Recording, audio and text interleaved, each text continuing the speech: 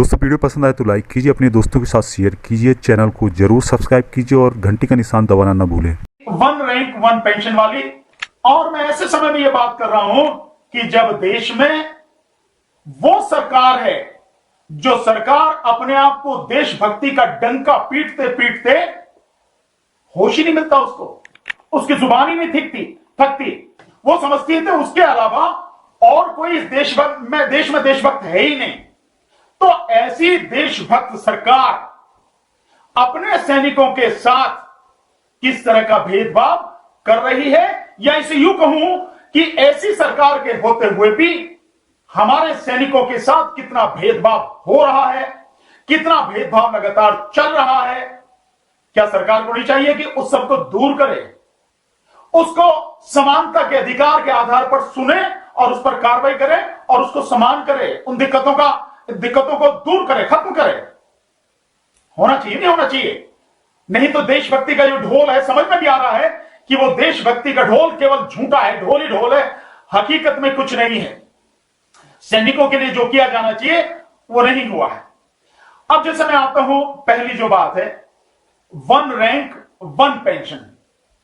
साथियों, one rank one pension के विषय में आप जान रहे हैं कि 2015 से ही जब मोदी सरकार आई है, मोदी सरकार ने दावा किया था, जो रेवाड़ी में मीटिंग हुई फौजियों की और बहुत बड़ी जबरदस्त रैली हुई जिसमें मोदी जी ने संबोधित किया और उसमें उनसे वादा किया कि वन रैंक वन पेंशन को हम देंगे। और उसके बाद जो उन्होंने दी है वो देना ना देना बिल्कुल एक ही जैसा हो गया साथियों। और इसीलिए उसी दिन से 2015 से ही लगातार आंदोलन जो हमारे जो सैनिक हैं, जवान हैं, वो लगातार कर रहे हैं। तो सरकार को नहीं पूछना चाहिए कि भाई जब हमने एक बार आपको दे दिया तो क्यों कर रहे हैं आप? स्वाभाविक है, कोई ना कोई उनकी ग्रीवेंसेस होंगी, कोई ना कोई उनकी दिक्कत होंगी, कोई ना कोई उसमें बाधा है, कोई ना कोई उसमें असमानता है, इसीलिए ना वो आंदोलन कर रहे हैं। तो जो वहां पर जवान सैनिक आंदोलन कर रहे हैं उनके अनुसार उनका कहना यह है कि ये जो pension one rank one pension दी गई है, कहा गया है, लेकिन इसमें भेदभाव आज भी जारी है। जो का त्यों भेदभाव चल रहा है, सैनिकों के साथ भेदभाव किया जा रहा है। 2013 में जो बात कही गई थी उसमें यह था कि एक अगर सैनिक का समान रैंक है, समान उसकी जो है सर्विस की लेंथ है, यानी माना एक व्यक्ति ने, एक सैनिक ने, एक जवान ने, माना वो हवलदार है और उसने 25 साल सर्विस की है फौज में, तो इस तरह के जितने हो, माने जितने भी हो हवलदार, चाहे वो एयरफोर्स में हो, चाहे जो वो नेवी में हो, चाहे आर्मी में हो, उन सबकी अगर सर्विस की लेंथ 25 साल है और रैंक उनका हवलदार है तो उनको एक ही तरह की पेंशन दी जाएगी। दूसरा साथियों, जो पेंशन दी जाएगी उस पेंशन में एक ही सबका ग्रुप होगा, अलग अलग नहीं होगा। लेकिन हुआ क्या है? हुआ बड़ा भेदभाव है साथियों कि जो ऑफिसर्स हैं उनका केवल एक ही ग्रुप है। और आप देखिए, जो ऑफिसर्स हैं उनको 24% से लेके 28% तक उनकी पेंशन में वृद्धि हुई। कोई दिक्कत नहीं, अच्छी बात। अब यही आप देखिए कि जो जवान हैं, जो जेसीओज हैं, जेसीओज लेवल तक के जो हैं जवान, हवलदार और जेसीओज, उनकी पेंशन में कितनी वृद्धि हुई? 4% से लेके 12% तक। अब इसमें और चीज देखें आप कि जो उसमें वृद्धि हुई है 4% से लेके 12%, इसमें भी जो जवान है इसमें भी दो तरह के उन्होंने ग्रुप बना दिए, एक्स ग्रुप और वाई ग्रुप। जो एक्स ग्रुप है उनको जो पेंशन मिल रही है वो ज्यादा मिल रही है, और जो वाई ग्रुप है उनको पेंशन उनसे कम मिल रही है। ऐसा क्यों है?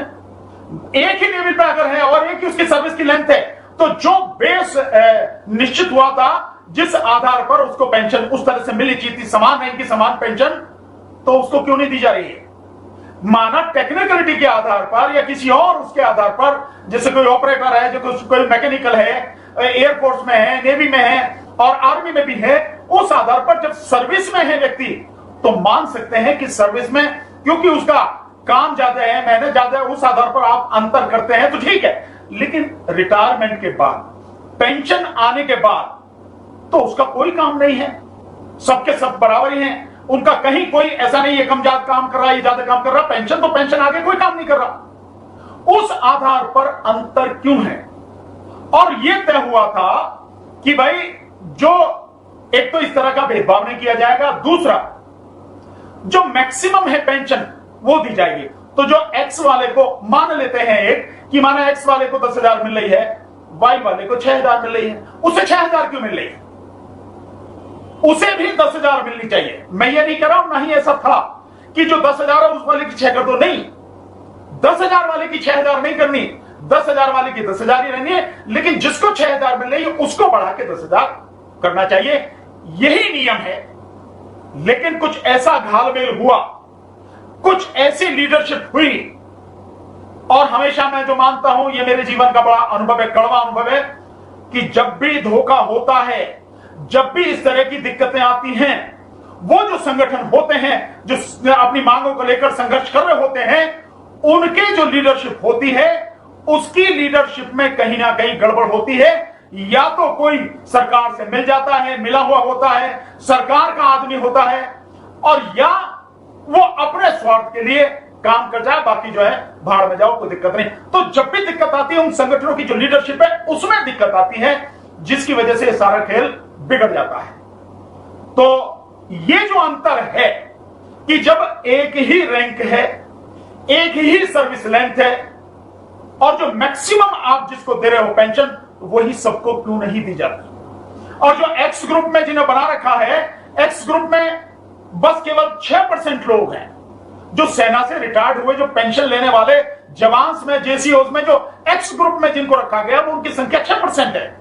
और जो 94% है, 94% जो है वो दूसरे हैं, वो दूसरे जवान हैं जिनको वाई ग्रुप में रखा गया। तो जो वाई ग्रुप वाले हैं वो भी एक्स ग्रुप के बराबर ही पेंशन लेने के अधिकारी क्यों नहीं है? और सरकार ने वादा करने के बाद भी आज तक उनको ये पेंशन क्यों नहीं दी है? दूसरा, इसी तरह से फैमिली पेंशन में जो है वो है दिक्कत। फैमिली पेंशन में भी अंतर है। तो आप फैमिली पेंशन को भी जो ज्यादा मिल रही है वो क्यों नहीं दे रहे, ताकि सभी जवानों को बराबर पेंशन मिल सके?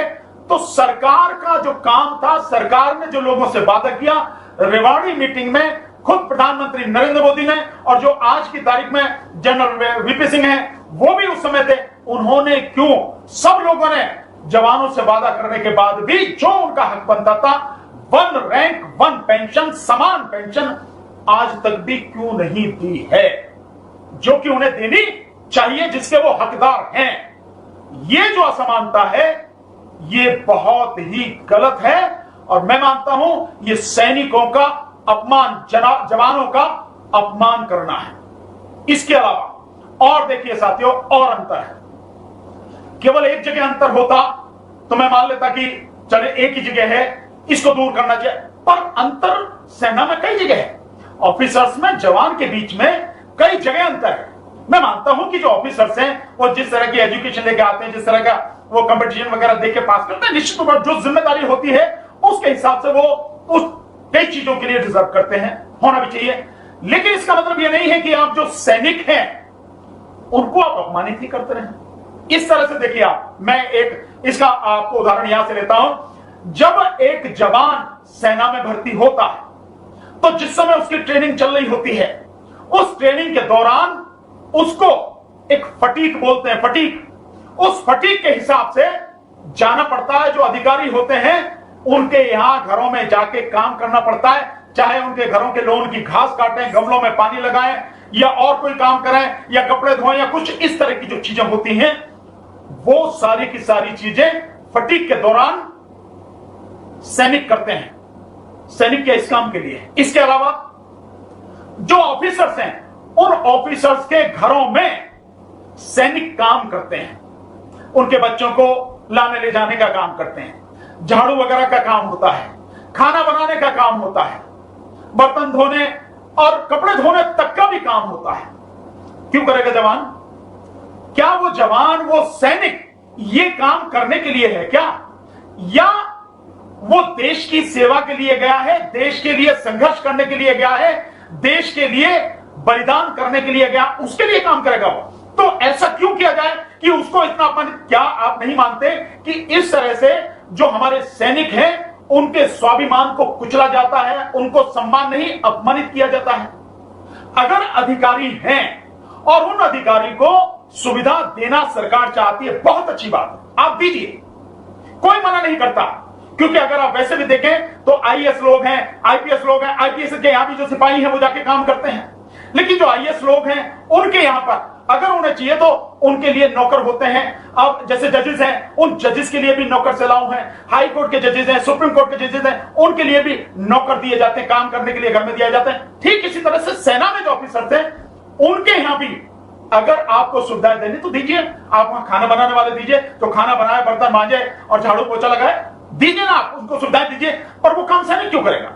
आपको कपड़े धोने वाले उनको देने ही दीजिए, उनके बंगलों में जो साफ सफाई करने वाले, घास काटने वाले, गमलों को पानी देने वाले, पौधों को पानी देने वाले, बिल्कुल आप दीजिए उन्हें सुविधाएं। एक उन्हें नौकर दीजिए, दो दीजिए, जितनी आप समझते हैं कि इतनी सुविधाएं हमें अपने अधिकारी को देनी, बहुत अच्छी बात है, दीजिए, आप, वो डिजर्व करता है, दीजिए। लेकिन ये काम सैनिक क्यों करेगा? ये काम सैनिक का नहीं है ना। सैनिक किसी अधिकारी के घर में काम करने गया, नौकरी करने नहीं गया, वो अधिकारी का नौकर नहीं है, वो देश का सैनिक है। और देश के सैनिक का स्वाभिमान है, सम्मान है। उस स्वाभिमान और सम्मान की रक्षा की जानी चाहिए, सम्मान को बढ़ाया जाना चाहिए और उसे उसी हिसाब से ट्रीट किया जाना चाहिए। वो किसी के घर में जाके अधिकारी में काम क्यों करेगा? ये परंपरा बहुत गलत है। ये परंपरा अगर ब्रिटिश पीरियड की रही हो सकता है उस समय के ही जो परंपरा रही हो। क्यों? क्योंकि वो तो ब्रिटिशर्स थे, तो उसमें जो ऑफिसर्स होते थे वो सारे ब्रिटिशर्स होते थे, अंग्रेज होते थे, और बाकी जो नीचे के रंगरूट है वो सारे के सारे जो है भारतीय होते थे। तो उनके अंतर के लिए और उनको ये एहसास कराने के लिए कि हम तुम्हारे अधिकारी हैं, हम तुम पे हुकूमत करने आए, तुम गुलाम है, उस समय की वो परंपरा होगी। और उस समय वो लोग उन लोगों से काम कराया जाता होगा, घर का बाहर का जो भी है वो सारा सब कुछ, वो एक उस समय की परंपरा रही हो। आज तो नहीं। आज तो संविधान के आधार पर चलने वाला गणतांत्रिक देश है, स्वतंत्र देश है भारत। तो इस स्वतंत्र भारत में जो हमारे जवान हैं, जो हमारे जेसीओज हैं, जो सैनिक है हमारे, उनका सम्मान होना चाहिए, उनका स्वाभिमान होना चाहिए, उनके स्वाभिमान को बढ़ाना चाहिए, बरकरार रखना चाहिए, उसको ठेस नहीं पहुंचानी चाहिए, उसको कुचला नहीं जाना चाहिए। तो इसलिए घर में काम करने के नौकर के जो काम करते हैं वो सैनिकों से कराना बंद करना चाहिए। मैं मानता हूं कि सैनिक इस आवाज को नहीं उठा सकते क्योंकि वो डिसिप्लिन्ड फोर्स है, एक अनुशासित सेना है, जवान है, वो ये नहीं उठा सकते। लेकिन जो नेता हैं, जो एमपी हैं, वो तो ये बात उठा सकते हैं। जो सांसद हैं, जो मंत्री हैं, सरकार में हैं, जो विपक्ष में हैं, वो तो ये बात उठा सकते हैं कि ये जो भेदभाव सेना में किया जा रहा है और जवानों का जो अपमान किया जा रहा है, उनके स्वाभिमान को जो कुचला जा रहा है, ये बंद किया जाना चाहिए। ये तो वो कर ही सकते हैं, लेकिन कोई आवाज नहीं उठा रहा। मैं नहीं जानता कि क्यों नहीं उठा रहे। क्या उन्हें सेना से कुछ लेना देना नहीं है, या उन्हें किसी तरह का डर है, या वो जानते ही नहीं है, कुछ भी हो सकता कारण, लेकिन ये गलत है। तो ये जो भेदभाव है ये बंद होना चाहिए। एक बात, इस बात पर भी विचार करना चाहिए कि जो सैनिक हैं हमारे, आप देखिए तीनों सेनाओं में, मैं जो पैरामिलिट्री फोर्सेस है, अर्धसैनिक बल है, उनकी बात नहीं कर रहा, वो भी मैं आज करूंगा। मैं उनकी बात नहीं कर रहा हूं, मैं केवल अभी सेना की बात कर रहा हूं।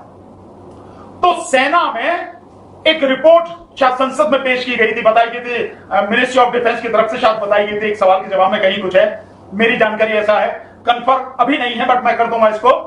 उसमें कहा यह गया है कि सेना में हर साल 100 से लेकर 150 तक जवान सुसाइड करते हैं, आत्महत्या करते हैं। क्या इस पे ध्यान नहीं दिया जाना चाहिए कि आत्महत्या क्यों है, जवान आत्महत्या क्यों कर रहे हैं, जवान के सामने ऐसी क्या दिक्कत है कि उसे आत्महत्या करनी पड़ी है, सुसाइड करना पड़ रहा है?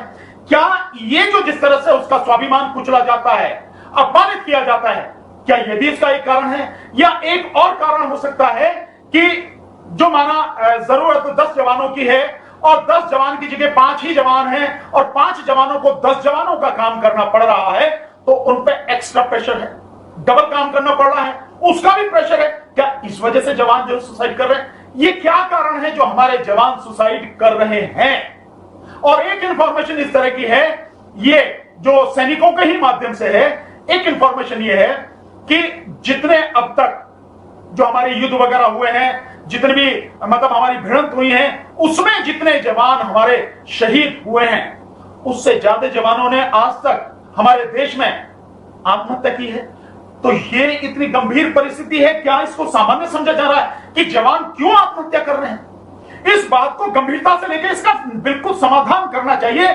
जवानों से जवानों की समस्या सुननी चाहिए, क्या बात है, जिससे हमें पता लगे एक्चुअल में कि जवान क्या महसूस कर रहे हैं, किस वजह से डिप्रेशन में जा रहे हैं, किस वजह से ये स्थिति उनके सामने खड़ी हो रही है, ऐसा क्यों हो रहा है।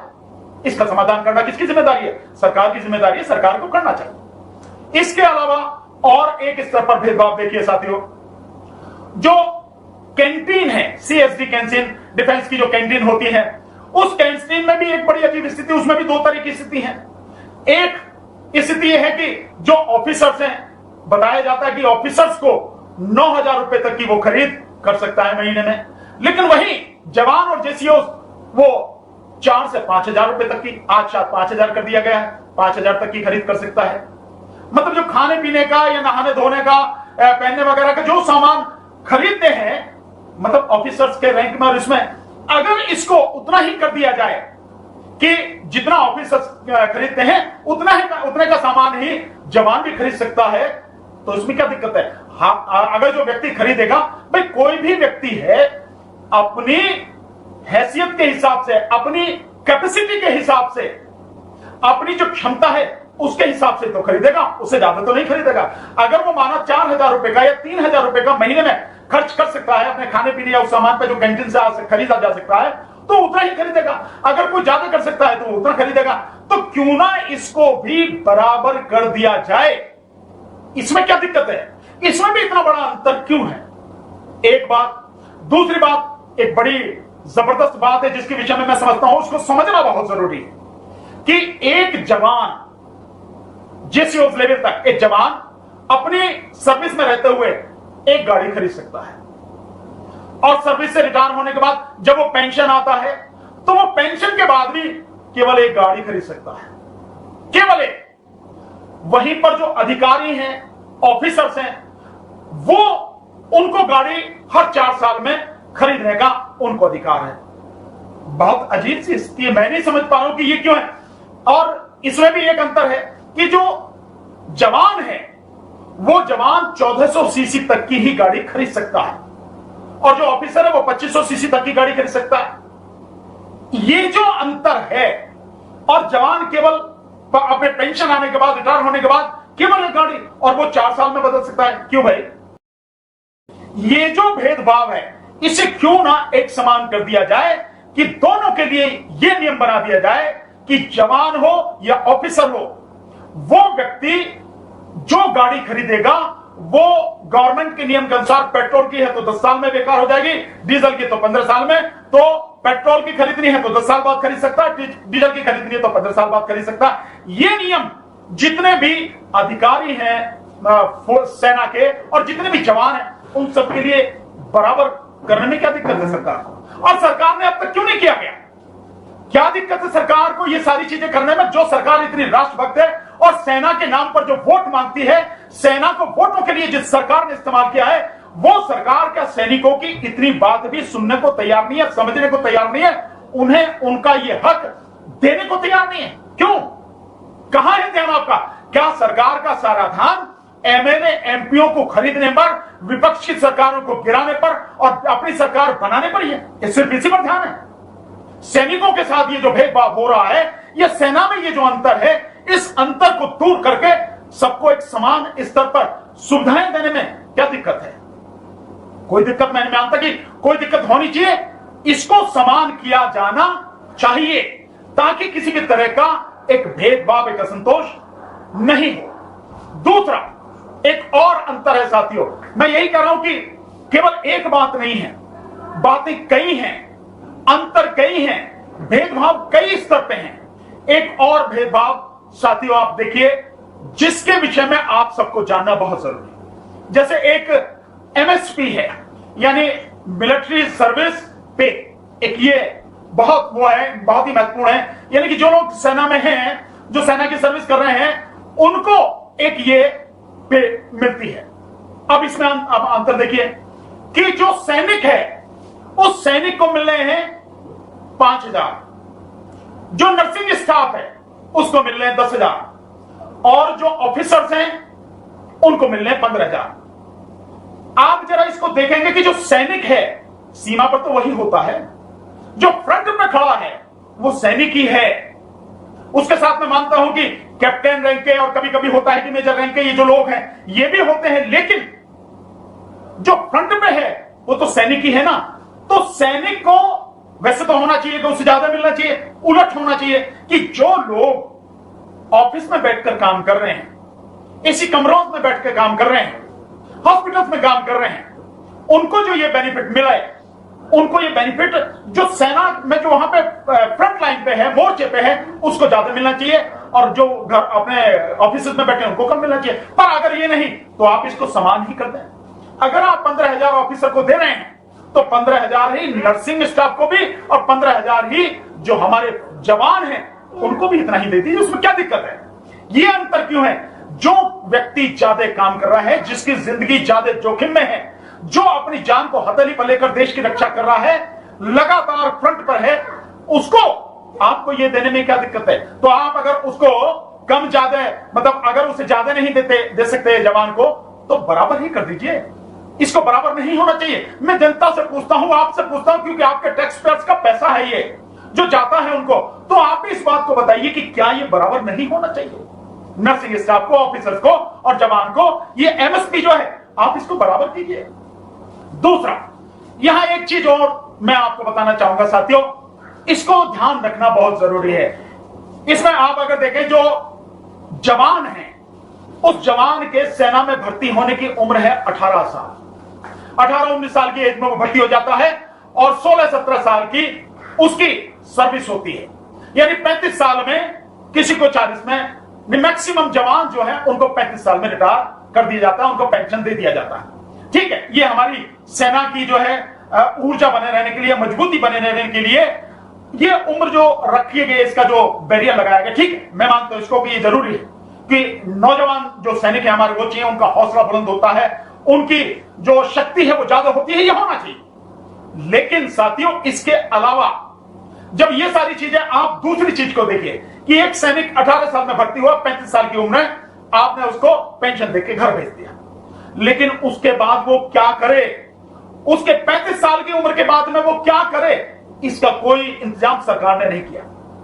जहां ऑफिसर्स हैं, वो ऑफिसर्स के रिटायर होने की उम्र 55 साल से लेके 60 साल तक है। 55 साल से 60 साल तक है, तो ऑफिसर्स को इतना वो मिलता है, और 55 साल से 60 साल तक उसकी सर्विस बरकरार रहती है, वो सुविधाएं उसको सारी मिलती है। लेकिन जो सैनिक है, उस सैनिक को 35 साल में पेंशन देके आप घर भेज देते हैं। उसके बाद वो क्या करे, किस जॉब में जाए, उसकी कोई आप व्यवस्था नहीं करते, कोई गारंटी नहीं है। क्या सरकार को नहीं चाहिए कि सरकार जो सेना से रिटायर होने वाले हमारे जवान हैं, सैनिक हैं, 35 साल के बाद भी कम से कम 60 साल की उम्र तक जो सर्विस में है, जहां भी उनकी जो उम्र है 60 साल 58 साल, उसी उम्र तक के लिए उनकी सेना से निकलने के बाद नौकरी की व्यवस्था करे? क्या ये सरकार की जिम्मेदारी नहीं होनी चाहिए? क्या ये सरकार को नहीं करना चाहिए कि उनकी नौकरी की व्यवस्था करे? अगर और भी कुछ नहीं है तो वो जवान है, वो वेल ट्रेंड है, डिसिप्लिन्ड है। भाई अभी कहीं नहीं हो सकते तो आप उनको जो स्टेट की जो पुलिस फोर्स है, आप पुलिस फोर्स में दीजिए उसको जिम्मेदारी, उसको पुलिस फोर्स में रखिए आप उनको। इसके अलावा और रख सकते हैं आप कि जो सीआईएसएफ के जो जवान हैं, जो आपकी जो गवर्नमेंट की, जो सेंट्रल गवर्नमेंट की इंडस्ट्रीज वगैरह हैं और जो उसके प्रतिष्ठान है, उनकी जो सुरक्षा करते हैं, उस सुरक्षा में जो लगाए जाते हैं सीआईएसएफ के जवान, आप उनको सीआईएसएफ में भेज दीजिए, पैरामिलिट्री फोर्सेस में। तो कम से कम जो हमारे पास डिसिप्लिन्ड फोर्स है, डिसिप्लिन्ड हमारे पास जवान हैं, सैनिक हैं, उनकी सेवा लगातार देश को मिलती रहे। इसमें क्या उनको रोजगार भी मिल जाएगा और एक ट्रेंड जो है फोर्स भी मिल जाएगी। जो ट्रेनिंग पे खर्चा होता है पुलिस में और उसमें, वो सारा खर्चा भी बच जाएगा। तो आपको वेल ट्रेंड जवान मिले, ऐसा क्यों नहीं किया जाना चाहिए? या इसके अलावा कहीं और भी हो सकती है? क्या ये सरकार व्यवस्था नहीं करनी चाहिए कि सैनिकों को 35 साल के बाद निश्चित रूप से उनको नौकरी की व्यवस्था होनी चाहिए। क्यों ये जरूरी है साथियों? 18 साल की उम्र में शादी हुई, वो 18 साल की उम्र में वो सेना में भर्ती हुआ, और जब नौकरी लग जाती है उसकी के बाद में उसकी शादी की बात होती है। मान लिए 22, 23, 24 साल की, 25 साल तक की उम्र तक की उसकी शादी हो गई, 35 साल में रिटायर कर दिया। रिटायरमेंट के समय उसके बच्चे कितने होते हैं? 10-12 साल के। 10-12 साल के वो बच्चे होते हैं। तो अब जब उसको सबसे ज्यादा जरूरत है नौकरी की और सबसे ज्यादा जरूरत है अपने बच्चों की परवरिश की, पैसे की, आपने उसको पेंशन दे दी। और पेंशन में आप वो भेदभाव कर रहे हैं। जवानों के साथ जो भेदभाव है, एक्स ग्रुप बना दिया, वाई ग्रुप बना दिया, और जवानों की पेंशन मात्र 4% से 12% आपने बढ़ाई। क्यों उसी पेंशन को आप इसको ज्यादा नहीं करते? क्यों उस पेंशन को जो मैक्सिमम है उसके लेवल में लाके जो एक्स वालों को दे रहे हैं उन्हीं के बराबर आप क्यों नहीं करते? क्यों नहीं करते? ये सारी चीजें ये सरकार को करनी चाहिए, सरकार ही करेगी। ऐसा क्या है? सरकार अपने खर्चे कभी नहीं कम करती। वर्तमान में जो भारत सरकार है, सारे उसने नौकरियां खत्म कर दी, सारा जो सार्वजनिक क्षेत्र के उपक्रम है उनको बेच दिया, और उसके बावजूद भी सरकार का खर्चा बढ़ता चला जा रहा है। क्यों भाई? सरकार जो एमएलए हैं, एमपी हैं, ये अपनी तनख्वाह बढ़ा लेते हैं, अपनी पेंशन बढ़ा लेते हैं, अपनी सुविधाएं बढ़ा लेते हैं। ये सैनिकों का इन्हें ध्यान नहीं आता कि इनके लिए भी किया जाए। देश के प्रधानमंत्री पर 600 करोड़ रुपए सालाना का उसका सिक्योरिटी का बजट है। एक प्रधानमंत्री का 600 करोड़ सालाना सिक्योरिटी का बजट, और तकरीबन 2000 करोड़ रुपए सालाना के प्रधानमंत्री पर खर्च होते हैं। आवागमन, ये वो, अगड़म झगड़म, तो सैनिकों को देने के लिए पैसा नहीं है। सैनिकों को नहीं दिया जाना चाहिए। उनका सम्मान और स्वाभिमान बरकरार नहीं होना चाहिए। उनको बराबर का दर्जा नहीं दिया जाना चाहिए, दिया जाना चाहिए सर। अब दूसरी बात यह है साथियों, अब इसको देखो कि ऑफिसर रिटायर होता है 55 से 60 साल की उम्र में, और सैनिक जो रिटायर होता है वो रिटायर होता है 35 साल की उम्र में। अब आ जाते हैं हम ECHS, एक स्कीम है, वो है ex serviceman contributory health scheme. यानी कि जैसे सेंट्रल गवर्नमेंट की CGHS central government health scheme है, उसी तरह की ये है। ये कंट्रीब्यूटरी है, यानी कि जो भी उस हेल्थ फैसिलिटी का फायदा लेना चाहते हैं वो उसके मेंबर होंगे और कंट्रीब्यूट करेंगे, उसके आधार पर उनको मिलेगा। अब इसमें आप एक भेदभाव देखिए, बहुत जबरदस्त इसमें भी भेदभाव है कि जो हर महीने इन ECHS में जो कंट्रीब्यूशन है वो कंट्रीब्यूशन सबका समान है, सभी का बिल्कुल समान है। 1000 रुपए महीने उसमें जाते हैं, लेकिन फैसिलिटीज में अंतर है। फैसिलिटीज में अंतर क्यों है भाई? अगर एक जवान, जो जवान है वो भर्ती होता है तो वो जनरल वार्ड में, जो JCOs हैं वो अगर भर्ती होते तो सेमी प्राइवेट वार्ड में, और जो ऑफिसर्स हैं वो प्राइवेट वार्ड में। सबको एक समान क्यों नहीं दिया जाता जब कंट्रीब्यूशन सबका बराबर है? क्योंकि कंट्रीब्यूटरी है, और जो भी व्यक्ति इसके मेंबर बनते हैं वो अपनी इच्छा से बनते हैं, स्वेच्छा से बनते हैं। वो ऑप्ट करते हैं कि भाई हम इस स्कीम को ऑप्ट कर रहे हैं। उसके बाद ही उनकी जो मेडिकल अलाउंसेस है वो कटते हैं, वो सीधे कट के उसमें जाते हैं, सबका समान रूप से कटता है। इसमें तो फिर समान फैसिलिटी देने की क्या दिक्कत है? लेकिन कुछ लोग इस बात को कहते हैं कि भाई जो ऑफिसर्स होते हैं, वो ऑफिसर्स जो टॉप लेवल के जो ऑफिसर्स हैं वो वन टाइम कंट्रीब्यूशन जो अपना देते हैं उसमें वो बहुत ज्यादा है। उनका जो जवान है उसका 3 गुना है, और जो उसके नीचे के ऑफिसर्स हैं उसका जवान का 2 गुना है, जितना जवान का है। माने कि जवान अगर 60,000 देता है वन टाइम, तो उसके ऊपर का जो ऑफिसर है, JCO या जिसको भी आप मान लें, वो 1 लाख देता है, और उसके ऊपर का जो है वो देता है करीब 1,60,000। ऐसे एक मान लें, एक समझने के लिए हम इसको समझा, अगर वो उतना देता है। लेकिन अगर आप इसको देखें तो जो जवान है वो रिटायर कितने में हुआ? 35 साल में। अगर 35 साल में उसकी जो और 15 साल की सर्विस अगर जोड़ दी जाए, और उस 15 साल का 1-1 हजार रुपए के हिसाब से पर ईयर का अगर जोड़ दिया जाए तो 1,80,000 रुपए होता है उसका। अगर 1,80,000 रुपए उसको होता, अगर मानो उसको सर्विस मिल रही होती 58 साल तक, या जो 55 साल तक या 60 साल तक, तो उसको इतना मिलता ना। 80,000 है या 1,80,000 है या 2,40,000 होता उसका। अगर उसकी लेंथ सर्विस की उतनी होती, उसको आपने पहले रिटायर कर दिया, तो उसको जो कंट्रीब्यूशन है, इसलिए उसका वो जो वन टाइम है वो कम है।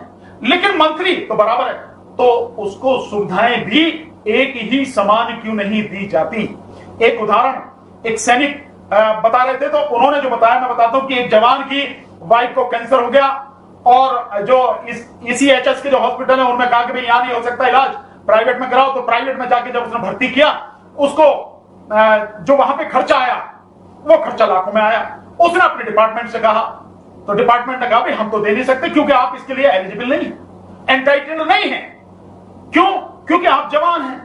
ऑफिसर्स उसके लिए एंटाइटल थे, तो जवान क्यों नहीं उसके लिए एंटाइटल है?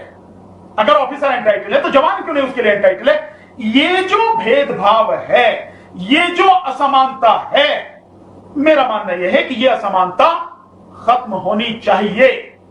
जब तक यह असमानता बनी रहेगी, मैं नहीं समझता कि हम अपनी सेना का सम्मान कर रहे हैं या उसके स्वाभिमान को हम बरकरार रख रहे हैं। बढ़ाने की तो बात ही अब छोड़ दीजिए, यह खत्म होना चाहिए। अब एक और चीज जिसमें मैं साथियों आपसे बात करना चाहता हूं, वो बहुत जरूरी है। साथियों, जो सेना है और जो अर्धसैनिक बल है, आप देखेंगे इनमें भी बहुत अंतर है। यह भी बहुत जरूरी है इसको जानना समझना। अर्धसैनिक बल में कौन है? सेना को तो है, आप जानते हैं कि सेना कौन है। जो अर्धसैनिक बल हैं वो कौन कौन से हैं इसको भी समझें। जिनको पैरामिलिट्री फोर्सेस कहते हैं वो कौन कौन से हैं? वो हैं जैसे बीएसएफ है, सीआरपीएफ है, सीआईएसएफ है, आरएएफ है, आईटीबीपी है, एसएसबी है। ये जो है ये है अर्धसैनिक बल, यानी पैरामिलिट्री फोर्सेस। अब आप देखिए कि सेना का जो बॉर्डर पर, सीमा पर जब जाती है वो तब जाती है कि जब युद्ध होता है। अगर युद्ध नहीं है तो सेना सीमा पर नहीं होती। युद्ध न होने की स्थिति में सीमा पर होते हैं बीएसएफ के जवान, सीआरपीएफ के जवान या आईटीबीपी के जवान। ये लोग सीमा पर होते हैं जो 24 घंटे देखभाल करते हैं। आप जब भी देख रहे होंगे सीमा पर जो भी कभी कभी दिखाई जाती है न्यूज में, वो उन्हीं की है, उन्हीं की वो दिखाई जाती है जो हमारे सीआरपीएफ के जवान हैं या हमारे आईटीबीपी के और ये बीएसएफ के जवान हैं, वो दिखाई जाते हैं गश्त करते हुए।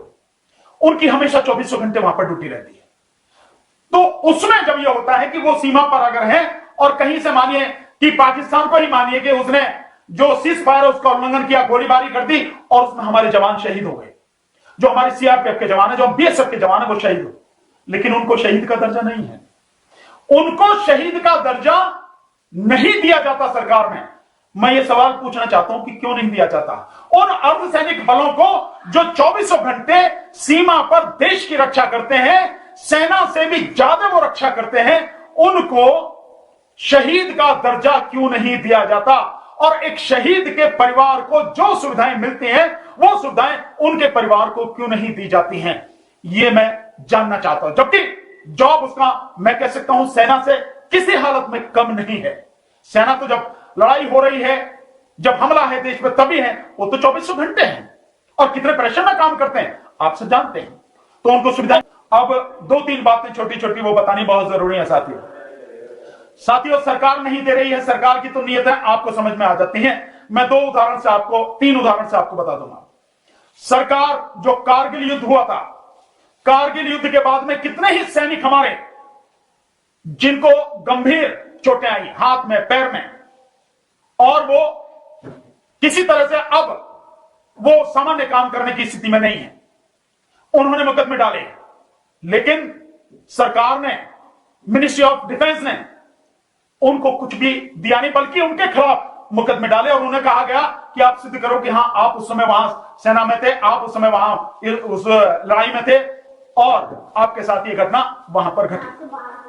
कितने ही लोगों के खिलाफ ये मुकदमे हैं। 20-22 साल हो गए कारगिल युद्ध को, अभी तक उनकी समस्या सुलझी नहीं है, बल्कि उनके खिलाफ मुकदमे चल रहे। जो सैनिक अपना जीवन दांव पे लगा के देश की रक्षा की, उसके साथ में यह व्यवहार होना चाहिए। क्या सरकार को नहीं चाहिए कि मिनिस्ट्री ऑफ डिफेंस को नहीं चाहिए कि उन समस्याओं का तत्काल समाधान करके उनको, सैनिकों को उनका हक दे, जो ऑफिसर्स हैं उनको उनका हक दे? मैं मानता हूं कि यह सरकार दे नहीं सकती, क्योंकि यह वही सरकार है जिसके समय में पुलवामा हुआ और 44 सीआरपीएफ के जवान शहीद हुए। आज 1.5 साल बीत जाने के बाद भी कोई इन्वेस्टिगेशन नहीं है, उसमें कहीं कुछ नहीं है। एक आदमी देवेंद्र जो डीएसपी, उसको पकड़ा गया, उसको भी बेल मिल गई है। कहीं उसके विषय में कोई कार्रवाई नहीं है कि वो धमाका 350 किलो आरडीएक्स वहां कैसे पहुंचा, ऐसे इलाके में जहां बहुत जबरदस्त सिक्योरिटी है, कैसे पहुंच गया? कोई इन्वेस्टिगेशन नहीं है। कौन दोषी है उसके विषय में किसी का कुछ पता नहीं। 1.5 साल बाद अगर सेना के साथ इतनी भयानक घटना घटी है और आप अभी तक नहीं पता लगा पाए, तो बाकी और का क्या है? क्या ये माना जाए कि वो सब सरकार की प्री प्लान थी? कहीं मिलके ही वो सब इलेक्शन का लाभ लेने के लिए, क्योंकि 2019 में मई में इलेक्शन था, आप सबको ध्यान है, अप्रैल मई में इलेक्शन था, और जो वो हुआ पुलवामा वाला वो 14 फरवरी को हुआ, आप सबको मालूम है। और अब चीन के साथ जो हुआ है, इस 15 जून को जो हुआ, 15 जून की घटना जिसमें हमारे 20 जवान शहीद हुए हैं, कहा जरूर गया है, प्रधानमंत्री की तरफ से कहा गया कि उनका बलिदान बेकार नहीं जाएगा, लेकिन वही प्रधानमंत्री ये कहते हैं कि लद्दाख में ना तो कोई वहां बाहर से आकर घुसा है, ना कोई घुसा हुआ है, और ना ही हमारी एक भी पोस्ट किसी के कब्जे में है। तो फिर ये बताएं कि हमारे 20 जवान शहीद कैसे हुए, हमारे 10 जवान जिनमें 4 सीनियर ऑफिसर्स भी हैं, चीन ने कैसे बंदी बना के रखे, उनको बाद में छोड़ा, और कैसे हमारे 76 जवान घायल हुए? इस बात का जवाब कुछ नहीं है। अगर चीन घुसा हुआ नहीं है, मुझे मालूम है, मैं विश्वास के साथ कह सकता हूं कि वो जो हमारे जवान शहीद हुए हैं वो भी कहीं ना कहीं एक गंदी राजनीति का हिस्सा है, क्योंकि बिहार में चुनाव है और बिहार रेजिमेंट के वो थे, और बिहार के भी पर्टिकुलर बिहार के उसमें कई जवान थे जिनके विषय में प्रधानमंत्री ने जो 125 दिन की जो रोजगार गारंटी योजना प्रवासी मजदूरों के लिए की गई, उसमें खगड़िया से जिसकी शुरुआत करी बिहार में, उसमें जो बात कही गई वो भी कहीं ना कहीं राजनीति का हिस्सा है। वो कहने की बात है बलिदान की, पर मुझे नहीं लगता कि उस बलिदान का कोई बदला लिया जाएगा, वो बलिदान हमारा बेकार नहीं जाएगा। ये स्थिति सरकार की है। और अब साथियों, एक बहुत जरूरी बात, मैंने पहले भी कहा कि कहीं ना कहीं आपके जो संगठन है, उनके जो नेता हैं, वो नेता सवालों के घेरे में है। मेरा आपसे रिक्वेस्ट है, उन नेताओं से भी और आपसे भी, इस समस्या की जड़ में जाइए, समझिए कि दोषी कौन है जिससे आपको आपका हक नहीं मिल रहा, वन नेशन वन पेंशन और जो सारी चीजें क्यों नहीं मिल रही, उसके विषय में आप सोचिए, गहराई से उसका अध्ययन कीजिए, जाइए उसकी गहराई में। दूसरा साथियों, मैं आपसे एक चीज और कहना चाहता हूं साथियों, आप कहते हैं, मैंने सुना है जवानों को, मैंने कैसे सुना, एक प्रेस क्लब ऑफ इंडिया में एक मीटिंग थी, तो जो आपके जवानों के ही जो एक संगठन है, उस संगठन के पदाधिकारी, 3 पदाधिकारी बैठे हैं दिल्ली में, जो प्रेस क्लब ऑफ इंडिया में मीटिंग हुई थी पिछले साल, उसमें इलेक्शन से पहले वो कह रहे हैं कि जो भी ऑफिसर सेना के होंगे वो अगर किसी भी पार्टी से आते हैं उनको हमें हरा के भेजेंगे, उनको वोट नहीं डालेंगे, और या हम बाकी जो वोट डालेंगे नोटा पर डालेंगे। साथियों, आप उनको वोट मत डालो, कोई दिक्कत नहीं, आप नोटा पर वोट डालो, कोई दिक्कत नहीं, उनकी हार जीत पर कोई फर्क नहीं पड़ता, क्योंकि यहां तो लोगों की वोट का मतलब ही नहीं है कुछ भी, यहां तो ईवीएम से इलेक्शन हो रहा है, ईवीएम से आपका वोट लूट लिया जाता है, तो आप नोटा पे डालो, किसी पे डालो, कोई फर्क नहीं पड़ता। और आप राजनीति से इतने घृणा क्यों करते हैं? ये जो डिमांड आप रख रहे हैं, किसके सामने रख रहे हैं? राजनीतिज्ञों के सामने रख रहे हैं ना, सरकार के सामने रख रहे हैं। सरकार किससे है? राजनीति से। आप खुद राजनीति में क्यों नहीं आते हैं? जो जवान हैं हमारे, जो रिटायर हो चुके हैं, उनमें जो ईमानदार हैं, जो कर्मठ हैं, जो संवेदनशील हैं, जो अपने सारे जवानों की समस्याओं को अच्छी तरह से समझते हैं, संघर्ष कर सकते हैं, पूरी ईमानदारी से अपनी लड़ाई में टिके रह सकते हैं, कोई उन्हें डिगा नहीं सकता, वो लोग राजनीति में क्यों नहीं आते? होना तो राजनीति से ही है। यह राजनीति के बिना हल नहीं होगा, यह संसद में जाए बिना हल नहीं होगा, यह संसद से ही हल होगा, बिना उसके नहीं होगा। तो आप राजनीति से घृणा क्यों करते हैं? आप राजनीति में आते क्यों नहीं हैं? राजनीति में आके आप इलेक्शन लड़के एमपी बनके पार्लियामेंट में जाते क्यों नहीं हैं? ताकि आप अपनी आवाज वहां बुलंद कर सको, और जो और लोगों के भरोसे रहते हो उनके भरोसा ना रहे, अपने दम पर अपने जवानों की आप आवाज उठा सको और उनका हक उन्हें दिला सको। क्या दिक्कत है आपको? क्यों नहीं आते आप राजनीति में? राजनीति में घृणा करने से काम नहीं चलेगा। राजनीति में आने से, अंदर आने से और संघर्ष करने से और अपना हक लेने से ही बात बनेगी, उससे पहले कुछ नहीं होगा। आप चाहे जितनी नफरत करते रहिए, बैठे रहिए राजनीति से दूर, आप सिर्फ मांगने वाले होंगे। और मैं ये कहता हूं कि मांगने वाले नहीं, आप छीन लेने वाले बनो या देने वाले बनो। और जब संसद में पहुंचेंगे, सरकार में पहुंचेंगे, तभी आप छीनने वाले और देने वाले बनेंगे, उससे पहले नहीं कुछ होगा। तो राजनीति में आइए। आप हमें राजनीति कह रहे हैं, मैं तो कह रहा हूं, मैं तो बहुत खुल के कहता हूं, मैं किसी सामाजिक इसकी बात नहीं करता, मैं तो राजनीति की बात कर रहा हूं, क्योंकि राजनीति से ही सब कुछ संभव है। आप माने ना माने, लेकिन एक महान विद्वान ने यह कहा है कि राजनीति में हिस्सा नहीं लेने का दंड यह होता है कि अयोग्य लोग आप पर शासन करने लगते हैं। और बाबा साहब डॉक्टर भीमराव अंबेडकर जी ने कहा था, जिन्होंने संविधान लिखा, कि राजनीतिक शक्ति हर ताले की चाबी है। इसलिए वो जो ताले की चाबी है, आप उस चाबी को अपने हाथ में क्यों नहीं लेते? लीजिए अपने हाथ में, अपने भाइयों का हक दिलाइए, अंदर जाके संघर्ष कीजिए और जो आपका हक है उसे अपने आप छीन लीजिए साथियों।